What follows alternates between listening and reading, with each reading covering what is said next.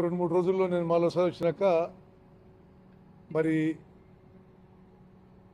ఈ ప్రోగ్రెస్ గురించి మేమేం ఎక్స్పెక్ట్ చేస్తున్నాం గురించి నేను మళ్ళీ 11th వస్తాను. ముఖ్యమంత్రి గారి స్థాయిలో మరి వారు ఇక్కడ రావడమా, హైదరాబాద్లో 11వ తారీఖు సమీక్ష ఉంటుంది. ఆ తర్వాత మేము ఒక ప్రకటన చేస్తాం. జిల్లా నుంచి వచ్చిన ఈ క్యాడవల్ డాగ్స్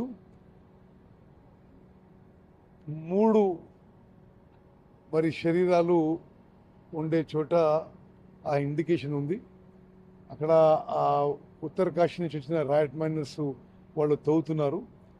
బహుశా రేపటి వరకు తెలుస్తుంది. పరిహారం విషయాల్లో ఏమైనా ప్రభుత్వం నిర్ణయం తీసుకుందా? తప్పనిసరిగా అంటే మేము వాళ్ళు ఇక లేరు అనే ఒక నిర్దిష్టమైన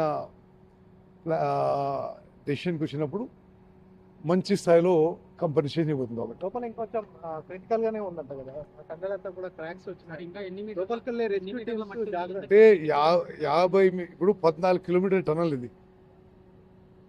13 కిలోమీటర్ల 950 మీటర్ల వరకు ఇప్పుడు అంతా క్లియర్గా ఉంది. చివరి 50 మీటర్లలో ఈ రెస్క్యూ అండ్ రిలీఫ్ ఆపరేషన్స్ చేయడము, ఎవరైతే లోపల పోతారో వాళ్ళకు కూడా లైఫ్ రిస్క్ ఉందనేది ఇప్పుడు ఎక్స్పర్ట్ చెప్తున్న విషయం. అందుకోసమే రోబోస్ తెప్పించాము. రేపటి నుంచి రోబోస్ కూడా పనిచేస్తాయి.